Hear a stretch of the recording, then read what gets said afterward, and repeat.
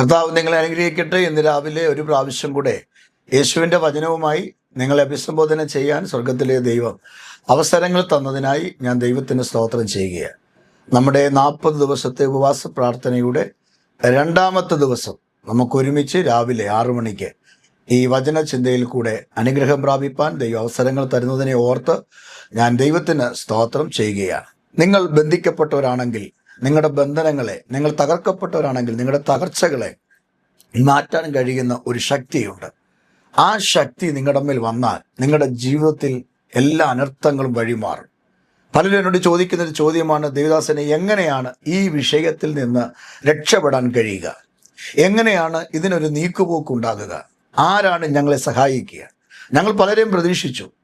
ഞങ്ങളുടെ വീട്ടുകാർ, നാട്ടുകാർ, പള്ളിക്കാരെ പലരും ഞങ്ങൾ പ്രതീക്ഷിച്ചു. പക്ഷെ ആർക്കും ഞങ്ങളെ വേണ്ട വിധത്തിൽ സഹായിക്കാനോ ഞങ്ങളെ കൈത്താങ്ങാനോ പറ്റിയിട്ടില്ല.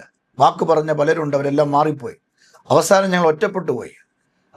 കടലിൻ്റെയും കായലിൻ്റെയും നടുക്ക് നിൽക്കുന്ന ഒരവസ്ഥയാണ് ഇന്ന് ഞങ്ങളുടെ ജീവിതത്തിൽ സംഭവിച്ചിരിക്കുന്നത്. ഒരു പ്രതീക്ഷയുമില്ല. മുകളിട്ട് നോക്കിയ ആകാശം, താഴോട്ട് നോക്കിയ ഭൂമിയല്ല, ഞങ്ങൾക്കൊന്നും പറയാനില്ല.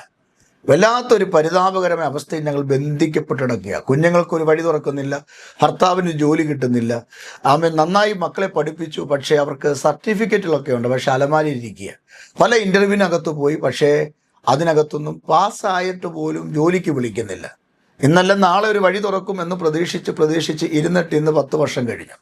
ഇങ്ങനെ പറഞ്ഞ അനേക പ്രിയപ്പെട്ടവരെ എനിക്കറിയാം. ഓരോ ദിവസവും ഗ്രേസ് ടിവിയിൽ കൂടെ പ്രഭാത സന്ദേശങ്ങളും മറ്റു മീറ്റിങ്ങുകളും അറ്റൻഡ് ചെയ്തിട്ട് തകർന്ന മനസ്സോടെ, വേദനയോടുകൂടെ ഞങ്ങളോട് പല വിഷയങ്ങൾ പറഞ്ഞിട്ടുള്ള പ്രിയപ്പെട്ടവരുടെ വാക്കുകളാണ് ഞാനിവിടെ ഓർപ്പിച്ചത്. അങ്ങനെയാണെങ്കിൽ ഇന്ന് രാവിലെ പരിശുദ്ധ ആത്മാവിൽ ഈ ഉപവാസ പ്രാർത്ഥനയുടെ 2-ാം ദിവസം ഞാൻ ഇങ്ങനെ പറയുകയാണ്.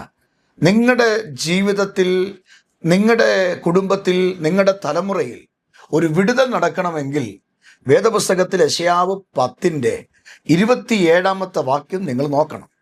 ആ വാക്യത്തിൽ ഇങ്ങനെയാണ് എഴുതിയിരിക്കുന്നത്: അന്നാളിൽ അവൻ്റെ ചുമട് നിന്റെ തോളിൽ നിന്നും അവൻ്റെ നുകം നിന്റെ കഴുത്തിൽ നിന്നും നീങ്ങിപ്പോകും. അന്നാളിൽ. അടുത്ത പദം നിങ്ങൾ ശ്രദ്ധിക്കണം. അവിടെ എഴുതിയിരിക്കുന്നത് ഇങ്ങനെയാണ്: പുഷ്ടി നിമിത്തം നുകം തകർന്നു പോകും. നുകം ബന്ധനത്തെ കാണിക്കുക. നുകം ഒരു ഭാരമുള്ള വിഷയത്തെ കാണിക്കുക. നുകം എന്ന് പറഞ്ഞാൽ നമുക്കറിയാം, പണ്ട് കാലങ്ങളിൽ കണ്ടം ഉഴുതുമറിക്കുവാനായി ഞാറ് നടുന്നതിന് മുമ്പ് ആ കണ്ടം മണ്ണ് ഇളക്കി വെള്ളം കയറ്റി അതിനെ ആ കട്ട ഉടച്ച് പൾപ്പ് രീതിയാക്കി അതിനകത്ത് ഗോതമ്പ് അല്ലെങ്കിൽ നെല്ല് കിളിർത്തത് വീശി എറിഞ്ഞ് അതവിടെ കിടന്ന് കിളിച്ചാണല്ലോ കാര്യങ്ങൾ ചെയ്യുന്നത്. അപ്പോൾ ഒരു കൊയ്ത്ത് ഉണ്ടാകുന്നതിന് മുമ്പ് ഒരു വിതയുണ്ട്. ആ വിതയ്ക്ക് മുമ്പാണ് ഈ നുകം ഉപയോഗിക്കുന്നത്. 2 കാളയുടെ തോളിൽ വെക്കുന്ന ഒരു പ്രത്യേകതരം തടിയാണ് നുകം എന്ന് പറയുന്നത്. എന്നെ കേൾക്കുന്ന നിങ്ങൾക്കറിയാം.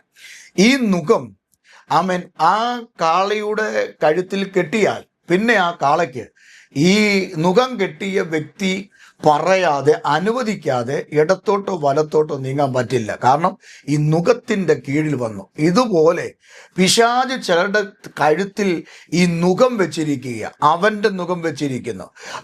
മറ്റു ചിലരുടെ കഴുത്തിൽ ദൈവം തന്നെ നുകം വെച്ചിരിക്കുന്നു. അതുകൊണ്ട് 2 നിലയിലുള്ള നുകം ഈ ഭൂമിയിലുണ്ട്. പിശാച് വെച്ച നുകമുണ്ട്, ദൈവം വെച്ച നുകമുണ്ട്. പിശാച് വെച്ച നുകം എന്തിനറിയാമോ? നിന്നെ നശിപ്പിക്കാനാ, നിന്നെ ഒതുക്കാനാ, നിന്റെ കുടുംബത്തെ ഇല്ലായ്മ ചെയ്യാനാ. എന്നാൽ ദൈവം വെച്ചിരിക്കുന്ന നുകം എന്തറിയോ? നീ വഴിതെറ്റി പോകാതിരിക്കാനാ, തോന്നിയ നിലയിൽ നീ ജീവിക്കാതിരിക്കാനാ. മറ്റൊരു നുകം, പിശാചിൻ്റെ ഒരു നുകം നിന്റെ തോളിൽ വെക്കാതിരിക്കാൻ ഓൾറെഡി ദൈവം നിന്റെ മുതുകിൽ ഒരു നുകം വെച്ചിരിക്കുക. വചനം പറയുന്നു, തമ്പുരാന്റെ നുകം അത് മൃദുവാണ്, അത് ലഘുവാണ്, അത് ഭാരം കുറഞ്ഞതാണ്, പക്ഷെ നുകം വെച്ചിട്ടുണ്ട്.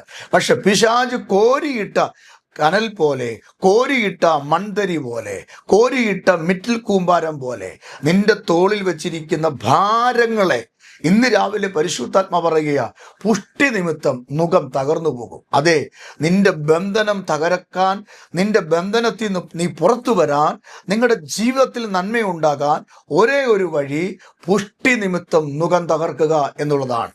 പുഷ്ടി ഇവിടെ കാണിക്കുന്നത് പരിശുദ്ധാത്മാവിനെയാണ്. പരിശുദ്ധാത്മാവാകുന്ന പുഷ്ടി നിങ്ങളുടെ ശരീരങ്ങളിൽ വസിച്ചാൽ, നിങ്ങളുടെ കുടുംബത്തിൽ വസിച്ചാൽ, പിശാചിന് നിങ്ങളെ ഒതുക്കാൻ പറ്റില്ല. നിങ്ങളുടെ തോളിൽ ആമേൻ ഭാരം വെക്കാൻ പറ്റില്ല. നിങ്ങളുടെ കഴുത്തിൽ ആമേൻ നുകം വെക്കാൻ പറ്റില്ല. കാരണം പുഷ്ടി അതിനെ തകർക്കും.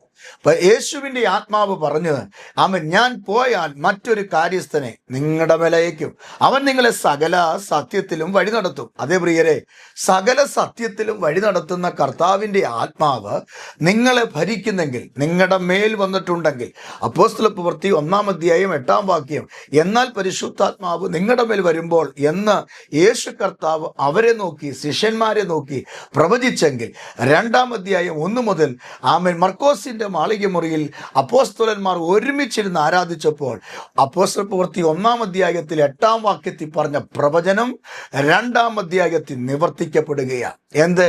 ഓരോരുത്തന്റെ മേലും അഗ്നിനാവോടുകൂടെ, പിളർന്നൊരു നാവായി, ഇടിമുഴക്കത്തോടുകൂടെ, നോക്കിക്കേ, ഭൂകമ്പം സംഭവിക്കുന്നത് പോലെ ആമനോട് ഒരു അന്തരീക്ഷം ഉണ്ടായിട്ട് പരിശുദ്ധ ആത്മാവ് അവരുടെ മേൽ വന്നു. യെശയ്യാവിടെ പറഞ്ഞ പുഷ്ടി അവരുടെ മേൽ ഇറങ്ങി. അവരുടെ മേൽ പരിശുദ്ധ ആത്മാവ് വന്നപ്പോൾ അവർ താങ്കൾ ഓരോരുത്തരും അന്യഭാഷയിൽ സംസാരിച്ചു. പ്രിയപ്പെട്ടവരെ, ഈ സന്ദേശം കേട്ട 3000 പേര് ഒരുമിച്ച് സ്നാനപ്പെട്ടു. അവർ ദൈവകൃപ പ്രാപിച്ചു. ഇന്ന് രാവിലെ ഞാൻ വിശ്വാസത്തോട് പറയാം, നീ ഏത് നുകത്തിൻ്റെ കീഴിലാണോ, ഏത് ബന്ധനത്തിൻ്റെ കീഴിലാണോ നിങ്ങൾ കഴിയുന്നത്, ഈ ആത്മാവ് നിങ്ങൾ സ്വീകരിച്ചാൽ മതി. പരിശുദ്ധാത്മാവ് നുകത്തെ തകർക്കും. പരിശുദ്ധാത്മാവ് ബന്ധനങ്ങളെ തകർക്കും. പരിശുദ്ധാത്മാവ് നിങ്ങൾക്ക് പുതുവഴികളെ തുറക്കും. പരിശുദ്ധാത്മാവിൻ്റെ കുഞ്ഞുങ്ങൾക്ക് അഡ്മിഷൻ തരും. പരിശുദ്ധാത്മാവിൻ്റെ ജോലിയുടെ വാതിൽ തുറക്കും. പരിശുദ്ധയാത്മാവ് കുടുംബത്തിൻ്റെ ഇരുണ്ട ആ അവസ്ഥയ്ക്ക്, പശ്ചാത്തലങ്ങൾക്ക് വ്യത്യാസം വരുത്തും. പരിശുദ്ധയാത്മാവ് ഈ 2026 നിങ്ങളുടെ കുടുംബത്തിൻ്റെ സ്ഥിതി മാറ്റും. ആള് മാറിയവരെ പോലെ, സ്ഥിതി മാറിയവരെ പോലെ, ഒരു കാറിന് പെയിൻറ് ചെയ്ത് മറ്റൊരു കളറാക്കി മാറ്റുന്നത് പോലെ, ഒരു വീട് വൈറ്റ് വാഷ് ചെയ്ത് പുതുമയാക്കുന്നത് പോലെ നിങ്ങളുടെ അന്തരീക്ഷം മാറും. നിങ്ങൾ പുതിയതായി തീരും. നിങ്ങളുടെ ജീവിതത്തിൽ നിങ്ങൾ കണ്ടിട്ടില്ലാത്ത നന്മകളും അനുഗ്രഹങ്ങളും കുന്നുകൂനെ അനുഗ്രഹമായി വർദ്ധിച്ചു വരും. പരിശുദ്ധാത്മാവ് നിങ്ങൾ വന്നാൽ മതി. അങ്ങനെയെങ്കിൽ ഇന്ന് രാവിലെ പരിശുദ്ധയാത്മാവിൽ ഞാൻ ഇന്ന് രാവിലെ നിങ്ങളോട് പറയുകയാ, അന്നാളിൽ അവൻ്റെ ചുമട് നിങ്ങളുടെ തോളിൽ നിന്ന് നീങ്ങും, അവൻ്റെ നുകം നിങ്ങളുടെ കഴുത്തിൽ നിന്ന് നീങ്ങും. അതേ പ്രിയരെ, ചുമട് നീങ്ങുന്നൊരു സമയമുണ്ട്, ആ നുകം നീങ്ങുന്നൊരു സമയമുണ്ട്, നിങ്ങൾ ഫ്രീ ആകുന്നൊരു സമയമുണ്ട്. ആമേൻ. ദൈവത്തിൻ്റെ വചനത്തിൽ ഇങ്ങനെ പറയുന്നു, സാക്ഷാൽ ഞാൻ സ്വാതന്ത്ര്യം പ്രാപിച്ചിരിക്കുന്നു, സ്വാതന്ത്ര്യത്തിനായി ക്രിസ്തു എന്നെ സ്വതന്ത്രനാക്കിയിരിക്കുന്നു.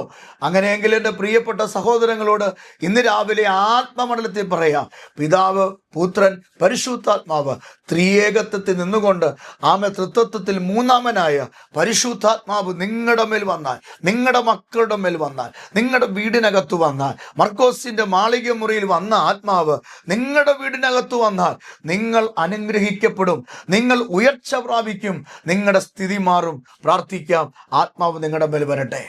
പരിശുദ്ധ കർത്താവേ, സ്വർഗീയ പിതാവേ, ഞങ്ങളുടെ ജീവിതത്തിൽ നൽകിയ നല്ല സന്ദേശത്തിനായി സ്തോത്രം.